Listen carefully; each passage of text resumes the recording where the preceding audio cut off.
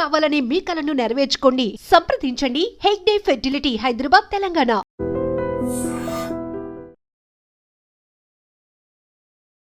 నమస్కారం, welcome to I dream. నేను మీ విజిత. ప్రస్తుతం మనతో పాటు ఉన్నారు మోటివేషనల్ స్పీకర్ ఉషా కస్తూరి గారు. ఇప్పుడు వారితో మాట్లాడి మరిన్ని మంచి మంచి విషయాలు, అసలు ఇప్పుడు సమాజంలో జరుగుతున్న విషయాలు ఏంటి, ఇవన్నీ జరగటం వెనకాల ఎవరి తప్పు ఉంది, ఎక్కడ లోపం ఉంది, ఇలాంటి విషయాలు వారితో మాట్లాడి తెలుసుకునే ప్రయత్నం చేద్దాం. నమస్తే అమ్మా. నమస్తే. ఎలా ఉన్నారమ్మా? బాగున్నారు అమ్మ. నేను అడగబోయే టాపిక్ ఏంటి అంటే, ఆడవారికి భూదేవికి ఉన్నంత ఓపిక ఉంది అంటారు. మనకు ఆడవారి విషయానికి వస్తే, పిల్లల విషయంలో తను తినకపోయినా తన పిల్లలకి కడుపు నింపాలి అని చూస్తుంది అని చెప్పి ఎన్నెన్నో విషయాల్లో ఆడవారిని చాలా గొప్పగా మాట్లాడుతూ ఉంటారు, చాలా ఉన్నతమైన హోదాలో నించోబెడుతూ ఉంటారు. అటువంటి ఆడవారు ప్రస్తుతం రోజుల్లో చాలా హీనాతిహీనంగా బిహేవ్ చేస్తున్నారు. అందరూ అని చెప్పలేము, కానీ కొంతమంది ఆడవాళ్ళని చూస్తే అసలు మనమే సిగ్గుపడేలా అనిపిస్తుంది. ఒక సాటి ఆడవారిమై ఉండి అసలు ఏంటి ఇలా చేశారు, ఆడవాళ్ళ పరువు ఏమైపోతుంది అనిపిస్తుంది. అంటే ఈ విధానం, నేను ఒక ఉదాహరణ చెప్దాం అనుకుంటున్నామా. ప్రస్తుతం మనం గత కొన్ని రోజులుగా ఒక విషయం వింటూ ఉన్నాము. ఒక ఆడ మనిషి వాళ్ళ పిల్లల ముగ్గురిని కూడా చంపేసింది అని చెప్పి, తన ఆనందాలకు అడ్డొస్తున్నారు అన్న ఒక్క కారణంతో వాళ్ళని హతమార్చేసింది అని చెప్పి ఒక విషయాన్ని మనం వింటూ ఉన్నామా. నిజంగా అది మాట్లాడటానికి చాలా బాధాకరంగా ఉంది. ఇలా ఎందుకు తయారవుతున్నారు అసలు ఈ ఆడవారు? నాకు అసలు అది మాట్లాడాలంటేనే, ఆ విషయం తలుచుకుంటేనే చాలా బాధగా అనిపిస్తోంది.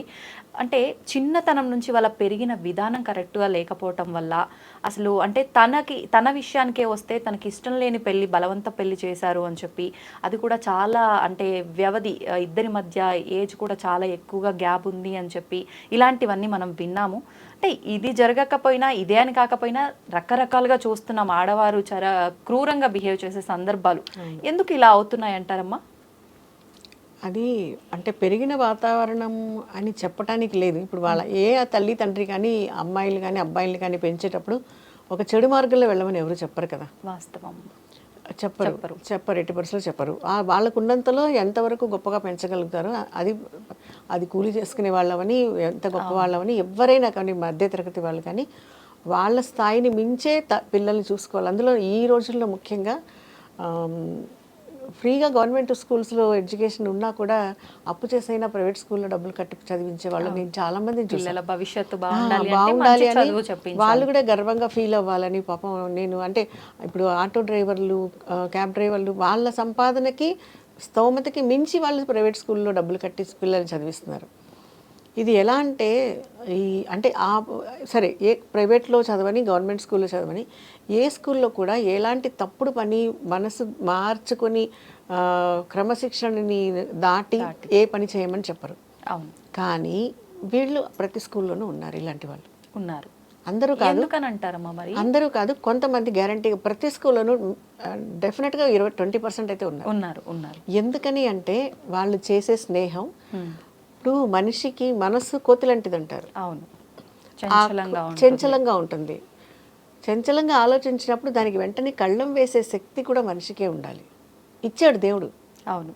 ఇప్పుడు ఇది చెయ్యాలి అనిపించవచ్చు, తప్పు. ఇప్పుడు చిన్నపిల్లలప్పుడు వెలిగే దీపాన్ని పట్టుకోవాలని ట్రై చేస్తారు, ఎందుకంటే వాళ్ళకి చాలా అట్రాక్షన్గా ఉంటుంది. దాన్ని అమ్మ నాన్న చుట్టుపక్కల ఉన్న వాళ్ళు ఆపేస్తారు, ఎందుకంటే వాడి చెయ్యి కాలుతుంది అని. ఆ పిల్లలది పెద్దయ్యాక పట్టుకుంటాడా? పట్టుకోడు, తెలుస్తుంది కాలుతుందని కాబట్టి కదా. అంటే పెద్దయ్యేదాకా కాకపోయినా ఒక 2-3 సార్లు తల్లి ఆపేసింది అంటే వాడే వెళ్ళొద్దేమో అనే జ్ఞానం వాడికి వచ్చేస్తుంది. అంటే ఈ జ్ఞానం ఇప్పుడు ఇది ఒక మనిషికే ఇచ్చాడు దేవుడు. విచక్షణ అన్నది ఒక మనిషికే ఇచ్చాడు, మిగిలిన వాళ్ళకి లేదు. అంటే మిగిలిన జీవాలకి, పక్షులకి, మనుషులకి ఉన్న తేడా ఏంటంటే ఒక విచక్షణ. ఈ విచక్షణ, ఇంకితంతో ఆలోచించడం, ఈ రోజుల్లో అవే బెటర్ ఏమో అనిపించేలాగా ఉన్నారు చాలామంది మనుషులు చూస్తుంటే. అవునమ్మా. అది తల్లిదండ్రులు పిల్లల విషయంలో అవ్వచ్చు, పిల్లలు తల్లిదండ్రుల విషయంలో కూడా అవ్వచ్చు. ఇప్పుడు ఇంత కష్టపడి, ఇప్పుడు ఏ స్కూల్ అయినా ఒక పర్టికులర్గా ఒక చెడ్డ పీరియడ్ ఉంటుందా? ఉండదు కదా. పాట పాడుకోమంటారు, పాఠాలు చెప్పని టీచర్లు ఉంటారు, కానీ చెడ్డ పనులు చేయమని చెప్పే టీచర్లు ఎక్కడ ఉండరు. ఇంకొకటి, ఇందాక చెప్పినట్టు ఆడవాళ్ళకి ఓర్పు సహనం ఎక్కువ ఇచ్చారన్నారు కదా. ఆడవాళ్ళకి కొన్ని 6 లక్షణాలు ఈ ప్రపంచంలో, అంటే ఇంకా ఏ జీవికి లేనటువంటి ఒక 6 లక్షణాలు స్త్రీకి ఉన్నాయంటూ చెప్పింది, అది ఉన్నాయని తెలుసుకుని దాని ప్రకారం నడుచుకుంటే చాలా బాగుంటుంది. కార్యేషు దాసి అంటే ఎవరికైనా పని చేసేటప్పుడు దాసిలాగా పని చేయగలరు వాళ్ళు. కరణేషు మంత్రి, వాళ్ళకి సలహా ఇచ్చేటప్పుడు ఇలా కాదు అలా చెయ్యి, పిల్లలు కావచ్చు, చదువుకునే పిల్లలు కావచ్చు, పని వాళ్ళు కావచ్చు, చుట్టుపక్కల మనుషులు కావచ్చు, తనే ఒక లీడర్ అయితే కూడా చేయించగల శక్తి. భోజేషు మాత, ఎవరికైనా భోజనం పెట్టేటప్పుడు తన పిల్లలకి తల్లి హృదయంతో ఎలా పెట్టగలదో ఎవరికి పెట్టినా కూడా అది అంత ఆ మాతృ హృదయంతో అన్నం పెట్టగలిగిన ఒక స్తోమత ఒక మనస్సు తల్లి ఒక ఆడదానికి ఉంది. భోజేషు మాత రూపేచ లక్ష్మి, అందంగా ఉండటం కాదు, లక్ష్మీదేవిలాగా లక్షణంగా ఉంది అంటారు చూడు. అమ్మాయికి ఎప్పుడు కూడా లక్షణంగా ఉన్నదానికి అందంగా ఉన్నదానికి చాలా తేడా ఉంది కదా. రూపేచ లక్ష్మి శయనేసు రంభ, అలాగే క్షమయా ధరిత్రి, భూదేవికి ఉన్నంత ఓర్పు అన్నాం కదా. ఇవన్నీ చేయాలంటే భూదేవికి ఉన్నంత ఓర్పు ఉంటేనే ఇవన్నీ చేయగలరు. ఇన్ని క్వాలిటీస్ ఆడవాళ్ళకి ఉన్నప్పుడు డెఫినెట్లీ వాళ్ళది డామినేషన్ డెఫినెట్గా ఇంట్లో ఉంటుంది. ఎప్పుడు కరెక్ట్గా న్యాయంగా చేస్తున్నప్పుడు. బ్యాలెన్సింగ్ ఇందులో ఏదో ఒకటే చేయగలను అంటే వాళ్ళ బతుకు బాగుండదు, వాళ్ళది బాగుండదు. ఇప్పుడు దాసిలాగా పనిచేస్తూనే ఉంటాను నేను, ఇంక మిగిలిన లక్షణాలు ఏవి నాకు, నేను పట్టించుకోవటం తెలియదు అన్న దృష్టిలో ఉన్నా కూడా ఆడది మోసపోతుంది. ఇందులో ఏది తేడా వచ్చినా మోసపోతుంది. అవును అవును కదా. ఈ 6 లక్షణాలు కలిసి ఉంటేనే ఒక స్త్రీ, ఒక పరిపూర్ణమైన స్త్రీకి ఉన్నటువంటి క్వాలిటీ అని అనుకున్నాం. అలాంటిది ఇందులో ఏ ఒక్కటి మాత్రమే విజృంభణగా ఉన్నా తన జీవితంతో పాటు తనని నమ్ముకొని తనకి కనెక్టెడ్గా ఉన్న బంధంలో ఉన్న ప్రతి వాళ్ళ జీవితం కూడా నాశనమే, అందులో డౌట్ లేదు. ఇప్పుడు ఇక్కడ జరిగింది ఒకటే అమ్మాయి ఎంచుకుంది. సరే, అమ్మాయికి వయస్సు తేడా ఉంది, పెళ్లి చేసుకుంది. వయసు తేడా ఉన్నప్పుడు అప్పుడు ఎందుకు అబ్జెక్ట్ చేయలేదు? ఇప్పుడున్న తెగింపు అప్పుడే ఉంటే గొడవ ఉండేది కాదు కదా. ప్రతి ఒక్క దగ్గర వచ్చేది సమస్య ఇక్కడేమా, అంటే వివాహ సమయంలో వాళ్ళు బలవంతం చేశారు అని చెప్పి వీళ్ళు అంగీకరించకపోయినా వివాహం అయితే చేసుకుంటారు. తర్వాతే మొదలవుతుంది అసలు సమస్య. ఇలాంటివన్నిటికీ దారితీస్తుంది. ముగ్గురు పిల్లల్ని కన్న తర్వాత బాగుందా? అదే కదా. సరే, ఆ పిల్లల్ని వదిలేసి వెళ్ళిపోయినా వేరే విషయం. అదే కదా. ఆ పిల్లల్ని వదిలేసి వెళ్ళిపోయినా కూడా వేరే విషయం అనుకోవాలి. చంపే హక్కు నీకెవరు ఇచ్చారు? అయినా అలా ఎలా చంపాలి? అసలు ఎలా మనసు ఒప్పింది కదా. ఘోరం. అలా ముగ్గురు పిల్లల్ని చంపేసి ఇప్పుడు ఏం సాధించింది? ఇప్పుడు ఎవరికి వాళ్ళే ఆ ఇన్సిడెంట్ గురించి ఆలోచిస్తున్నప్పుడు బయటకు వస్తే నేనే చంపేస్తాను అన్నట్టుగా ఉంది మనస్తత్వం. అవును. ఏం సాధించింది అంటే ఎక్కడ పాపులర్ అయింది? తనకి తాను అనుకున్నది ఎక్కడ తను పొందగలిగింది? హ్యాపీగా విడాకులు తీసుకుని వెళ్ళిపోయినచ్చు. సరే, నచ్చలేదు, ఇంకేమైనా కూడా గొడవలు ఉన్నాయేమో అని అనుకుందాం. వెళ్ళిపోయింటే గొడవ ఉండేది కాదు కదా. అవును. అస్సలు అంటే మానవత్వం లేకుండా ఏమైంది మాతృత్వం ఆమెకి? క్షమయ ధరిత్రి. అందుకే భూకంపం ఇవన్నీ భరించలేకపోతే భూమి కంపిస్తుంది అంటారు. అవును. మీరు ఇందాక అన్నట్టుగా పశువులు, జంతువులు కూడా వాళ్ళ పిల్లల విషయంలో ఎంత జాగ్రత్తగా ఉంటాయి. ఏదైనా పిల్లల జోలికి వస్తుంది అని అంటే అవసరమైతే అది మన పైకి కోపంతో వచ్చి అది అలా బిహేవ్ చేసి దాన్ని మాత్రం ప్రొటెక్ట్ చేసుకుంటుంది ఆ బేబీని. అంత జ్ఞానం లేని అవే అంత బాగా చచ్చిపోయే పరిస్థితుల్లో కూడా పిల్లలకి కాపాడుకునే ఇప్పుడు మనం చూస్తుంటాం రోడ్డు మీద పాపం కుక్కలు పిల్లల్ని పెడతాయి. ఎండిపోయి ఉంటే వాటికి ఫుడ్ సరిగ్గా దొరకదు. రోడ్డు మీద వీధి కుక్కలే పరిస్థితి అదే కదా. ఎవరు కడుపు నిండి అన్నం పెట్టే పరిస్థితి ఉండదు. అవి అంత నీరసంగా పడుండి ఎండలో ఆ పిల్లలు వాటి మీద తల్లి మీద పడి ఆడుకుంటూ ఉంటాయి, గెంతులేస్తాయి, మధ్యలో పాలు తాగుతూ ఉంటాయి. ఎక్కడ ఆ కుక్కలు అబ్జెక్ట్ చేయవు. అంత మాత్రం ఒక జంతువులకు ఉన్నటువంటి సహనం లేకపోయింది. ఇంకోటి కూడా ఇప్పుడు పిల్లలు తల్లి అంటే వచ్చింది. మీరు కోతుల్ని గమనించారో లేదో, కోతికి జంప్ చేస్తాయి కదా, ఇక్కడి నుంచి అక్క కొమ్మల నుంచి ఇంటికి ఒక మేడ మీద నుంచి ఇంకొక మేడ మీదకి బాగా అవి గెంతుకుంటూ ఆడుకుంటాయి. అసలు ఆ గెంతడం వాటికి ఎవరు నేర్పించారు అనుకుంటున్నారు? కోతి ఒక ఇంటి కప్పు మీద ఎక్కడైనా వేసి కూర్చోపెట్టి మేము ప్రాక్టికల్గా చూసాం. మా ఇంట్లోనే జరిగింది ఇది.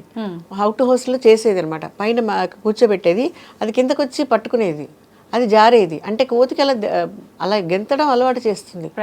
ఎంత బ్యూటిఫుల్ ట్రైనింగ్ అది కదా నిజంగా. ఇవాళ ఏమంటున్నారు అమ్మలు, ఆడుకోవడానికి వెళ్తే దెబ్బలు తగిలించుకుంటున్నామని వద్దంటున్నారు. అవును. అందుకే పిల్లలకి ఏమవుతుంది, ఏ చిన్న దెబ్బ తగిలినా భరించలేని తట్టుకోలేని శక్తి, ఎందుకంటే అన్ని ఇన్స్టెంట్ లైఫ్ అయిపోయింది. అవును. అంటే దేని గురించి ఎదురు చూసే అంత సహనం కోల్పోతున్నారు మనుషులు.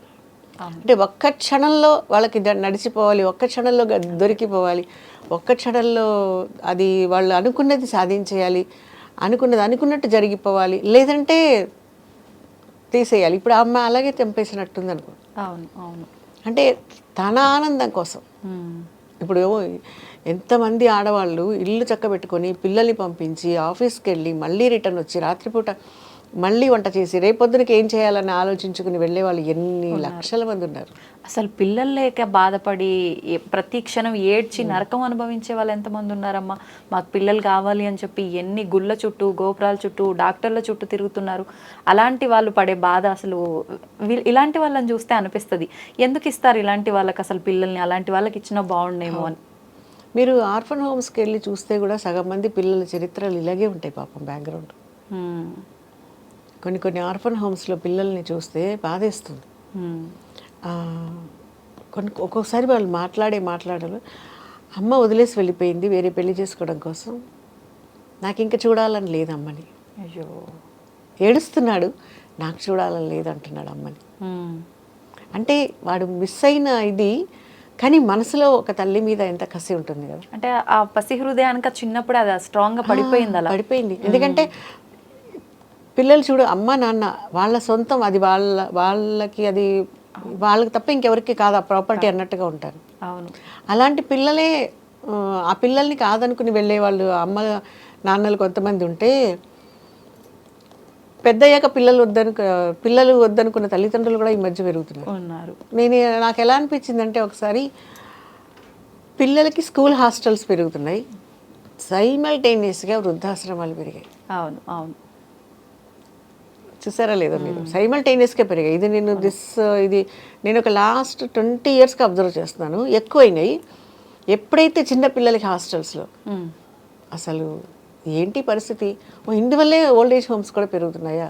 తప్పు లేదేమో అనిపించింది నాకు ఒకసారి ఆలోచిస్తే.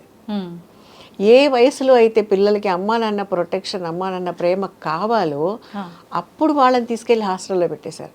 ఆ హాస్టల్లో ఉన్న ఎల్కేజీ పిల్లలు, యూకేజీ పిల్లలు, ఫస్ట్ సెకండ్ పిల్లలకి భయం వేస్తే వాడికి అమ్మలాగా ఆదరించే ఆ హాస్టల్లో ఉండే ఆయమ్మలే.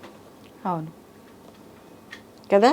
మరి వాడికి కావలసినప్పుడు అమ్మా నాన్న లేరు అక్కడ. వీళ్ళు స్టేటస్ కోసం చదివిస్తున్నారో, వీళ్ళ బిజినెస్ అడ్డం పడుతున్నారని చదివిస్తున్నారో, లేకపోతే పిల్లల హాస్టల్లో ఉంటే ఇండివిజువల్గా పెరుగుతారన్న చాలా మందికి ఒక మైండ్ సెట్ ఉంది. ఈ ఇండివిజువాలిటీ పెరిగిన తర్వాత వాళ్ళు మిమ్మల్ని ఎలా భరిస్తారని అనుకుంటారు ఈ తల్లిదండ్రులు. అదెందుకు ఆలోచించట్లేదు? మిస్ అవుతుంది ఇండివిజువాలిటీ. అంటే బిలో టీన్ వాళ్ళలో ఇండివిజువాలిటీ పెరిగిపోయింది. నేను నా పనులు నేను చేసుకోగలను, నన్ను నేను సర్దుకోగలను, కావలసిన నేను అరేంజ్ చేసుకోగలను ఒక స్థాయికి వాళ్ళు పెరిగిపోయినప్పుడు పెద్దయ్యాక నీ అవసరం ఎక్కడ ఉంటుంది? అంతే కదా. పెద్దయ్యాక వాళ్ళు వదిలేస్తే, వాడు ఇంత ఖర్చు పెట్టి ఇన్ని లక్షలు ఖర్చు పెట్టి చదివించాను, ఇప్పుడు మమ్మల్ని వృద్ధాశ్రమంలో వదిలేశాడు అంటే దే ఆర్ నాట్ రాంగ్ అంట. నేను పిల్లలు తప్పు కాదు కదా అది. అవును. ఇక్కడ రెండు వైపులా అంటే వాళ్ళ చిన్నతనం అప్పుడు మీరు వాళ్ళ గురించి ఆలోచించవచ్చు, మీ ఫ్రీడమ్ గురించి ఆలోచించవచ్చు, మీ పనులకు అడ్డమని ఆలోచించవచ్చు. ఇప్పుడు వాళ్ళు పెద్ద అయిన తర్వాత తల్లిదండ్రులు మాకు అడ్డమని ఆలోచిస్తున్నారు. తప్పే ఉంది అందులో. చాలా మంది, అంటే అందరూ ఇలా కాదు, బట్ ఇదొక పర్సంటేజ్ చాలా ఉన్నారు చాలా ఉంది పర్సంటేజ్. ఇప్పుడు కట్టే అపార్ట్మెంట్స్లో కూడా చూడండి, మీ అమ్మ నాన్న సింగిల్గా ఉన్నారని బాధపడద్దు, మేము చూసుకుంటా ఉంటున్నారు. వాళ్ళు చూసుకుంటున్నారు కానీ వాళ్ళ పిల్లలు ఎవరు కదా. మరి వాళ్ళ పరిస్థితి ఏంటి? అదే కదా. ఇప్పుడు మీరు అన్నట్టుగా హాస్టల్లో ఆయమ్మలు అమ్మలు అవుతున్నారు అని అంటే అది అందరి విషయాల్లో కూడా వర్తించదేమో అమ్మ. ఎందుకంటే పిల్లలందరూ వాళ్ళ ఫీలింగ్స్ని అందరి దగ్గర చెప్పుకోవాలనుకోరు. అమ్మగా భావించే వాళ్ళు కొంతమందే ఉండొచ్చు, వాళ్ళని ఆ కొంతమందే షేర్ చేసుకుంటుండొచ్చు. ఇంకొంతమంది వాళ్ళ లోపలే బాధపడుతూ ఉండేవాళ్ళు, రోజు రోజుకి ఆ బాధ మనసులో పెట్టుకొని మూర్ఖంగా తయారయ్యే వాళ్ళు ఉండొచ్చు. ఒక్కసారి ఎప్పుడు బ్లాస్ట్ అవుతుందో తెలియదు, వాడిలోని ఆ డిప్రెషన్లో ఉంటారు కదా, అది ఎప్పుడు బయటకు వస్తుందో తెలియదు. దీనికి సొల్యూషన్ మనుషులే ఆలోచించుకోవాలి. ఇప్పుడు ఇది చేయండి అది చేయండి దీనికంటే పర్టికులర్గా కాలేజీలు యూనివర్సిటీలు ఉండవు కదా. అవును అవును. మనిషి ఇప్పుడు పెళ్లి చేసుకుంటే పిల్లలకి అంటారు, పిల్లలకంటే వాళ్ళ బాధ్యత తీసుకోవాలి. ఎంతమంది సింగిల్గా ఉండట్లేదు, సరే ముగ్గురితో పడలేదు, ఏదో తేడా వచ్చింది విడిపోయారు, పిల్లలు పెంచుకునే వాళ్ళు చాలా గొప్పగా పెంచి పెద్ద చేసే అమ్మలు ఎంతమంది ఉన్నారు, నాన్నలు కూడా ఉన్నారు. తండ్రి కూడా మళ్ళీ పెళ్లి చేసుకుంటే పిల్లలు సరిగ్గా చూస్తుందో చూడదో, ఎక్కడ తేడా వస్తుందేమోనని చేసుకోకుండా పెంచుకున్న తండ్రులు కూడా ఉన్నారు ఈరోజు సమాజంలో. మనం ఇప్పుడు గురించి మాట్లాడుకుంటున్నాం కానీ మనకి సింగిల్ పేరెంట్స్, సింగిల్ మదర్స్ పురాణాల్లోనే కనిపిస్తారు. సీత అడవిలోకి వెళ్ళిపోయి లవకుశల్ని కనినప్పుడు తండ్రి మీద ఏమాత్రం ద్వేషాన్ని నూరిపోయకుండా తండ్రి కొడుకుల మధ్యలో ఎలాంటి అనుబంధం ఉండాలన్న దాన్ని ఎక్కడ ఆవిడ ద్వేషం నింపకుండా పెంచి పెద్ద చేసింది. అవును. అంటే తండ్రికి దూరంగా ఉన్నంత మాత్రాన తండ్రి గురించి వాళ్ళు తప్పుగా అనుకుంటారేమో అనే ఆలోచన రాకుండా వాళ్ళలో చిన్నతనం నుంచే ఆ గౌరవము, విలువలు, బంధాలు అన్నిటి గురించి చెప్తూ పెంచుకొచ్చింది కుంతీదేవి. పాండురాజు చనిపోయినప్పుడు సహగమనం చేస్తే సవితి తల్లి పిల్లల్ని కూడా, తన సవితి పిల్లల్ని కూడా సమానంగా పెంచి ఎంత ధర్మరక్షణ కోసమే పెంచింది. కానీ ఎక్కడ ఈవిడ కళ్ళ గంతలు కట్టుకుని 100 మందిని దుష్టులుగా తయారు చేసింది. అవును. మనకి స్త్రీ పాత్ర ఆదర్శం అక్కడి నుంచే మొదలైంది. అంటే మనకు పురాణాల నుంచి అవన్నీ ఉన్నా కూడా అసలు ఆడవాళ్ళ సహజ లక్షణమే పెళ్ళి వరకు ఎలా ఉన్నా పెళ్ళి తర్వాత మారిపోతారు. ఆ తర్వాత ఒక తల్లిగా మారిన తర్వాత కంప్లీట్ మారిపోయి వాళ్ళే ప్రపంచం అనుకొని బతుకుతారు కూడా. అలాంటిది ఇంత మూర్ఖంగా బిహేవ్ చేస్తున్నారంటే అసలు నిజంగా వాళ్ళు ఎలా ఆలోచించి చేస్తున్నారు అసలు అలాంటి వాళ్ళని భరించలేదు అనిపిస్తుంది నాకైతే కదా. అంటే ఇప్పుడు ఆమె బిహేవ్ చేసిన విధానం కూడా పిల్లో అడ్డం పెట్టి ఊపిరాడకుండా చేసి చంపేసింది అని చెప్పి మనం విన్నాము. అసలు నిజంగా అంటే పెరుగన్నంలో పెట్టి చంపింది అని, లేదంటే ఇలా పిల్లో అని చెప్పి అలా ఎలా చేయబుద్ధి అవుతుందమ్మా? అసలు మనకు ఏదైనా విజువల్స్ అలాంటివి మనం సినిమాల్లో అలా చూస్తేనే అసలు విల్లవిల్లాడిపోతుంటాము. తల్లి అయ్యి ఉండే అసలు అలా ఎలా చేసిందో, ఒకరికి తర్వాత ఒకరు మళ్ళీ ముగ్గురిని, అసలు మామూలు ఘోరం కాదు. సమాజం అసలు ఇలాంటి వాళ్ళు ఏం మెసేజ్ ఇద్దాం అనుకుంటున్నారు? సమాజం క్షమించలేదు కదా అలాంటి వాళ్ళు. అవును. ఏం మెసేజ్ ఇప్పుడు సినిమాల్లో కూడా చూపించే క్రైమ్ని బట్టే కొంతమంది ఇప్పుడు క్రైమే చూస్తూ ఉన్నాం మనకు ఎక్కువగా. ఇది వదిలించుకోవాలంటే ఈ పని చేస్తే ఇది వదిలిపోతుంది అన్న థాట్ వచ్చేస్తుంది. పొద్దున్నే లేచింది మొదలు ఎక్కువ క్రైమ్ న్యూస్ చూసామనుకో మైండ్ అంతా క్రైమ్ మైండ్లోనే ఉంటుంది. ఇంత చిన్న చిరాకు వచ్చినా ఎక్కడ బర్స్ట్ అవుతామో మనకే అర్థం కాదు. అందుకే పొద్దున్నే లేవగానే చూడు సుప్రభాతం పెట్టుకుంటారు, ప్రశాంతంగా ఉంటుంది మనసుకి. అంటే మనస్సు ఒక వైబ్రేషన్ డిఫరెంట్ ఉండాలి. ఇప్పుడు ఆ ఇద్దరు లేచిందే ఒక వైబ్రేషన్ ఎలా ఉంటుంది లేస్తూనే ఒక మంచి థాట్ తోటి, అంటే నిద్ర లేస్తే అబ్బా చిరాకు ఇప్పుడే దరిద్రం అప్పుడే తెల్లారిందా అనుకుంటూ లేస్తే కష్టం కదా. తెల్లారింది వీ హ్యావ్ టు కంటిన్యూ. అందులో ఎన్ని చేయగలిగితే అన్ని చేయలేదని వదిలేసాయి. ప్రయారిటీ వరకు ప్రయారిటీని బట్టి పనులు చేసుకుంటూ వెళ్ళొచ్చు కదా. ఆ మైండ్ సెట్ లేకుండా ప్రతి పని మీద, ప్రతి మనిషి మీద, ప్రతి సంఘటన, ప్రతి క్షణం ఒక విసుగుతో ఉన్న వాళ్ళు ఎంతకైనా తెగించేస్తారు. ఈ అమ్మాయి ఆ కేడర్కే వస్తుంది. వాస్తవం అమ్మ మీరు చెప్పింది. నిజంగా అటువంటి కోవకే చెందుతారు ఇటువంటి వారు. నిజంగా దేవుడి దయ వల్ల ఇలాంటి వాళ్ళు మళ్ళీ మళ్ళీ ఇలాంటివి చేయకుండా ఉండాలని చెప్పి కోరుకుందాం. అంతకుమించి మనం చేయగలిగేది కూడా ఏమీ లేదు. ఇంతకుమించి మనం ఏం మాట్లాడలేం కూడా దీని గురించి. ఆడవారం అయి ఉండి ఆడవారి గురించి మనం తప్పుగా మాట్లాడాల్సి వస్తుందంటే అసలు ఎలా వెళ్ళిపోతుంది ఇదంతా కూడా. నిజంగా సిగ్గుపడాల్సిన విషయమేమ్మా. థ్యాంక్ యూ అమ్మా, థ్యాంక్ యూ వెరీ మచ్.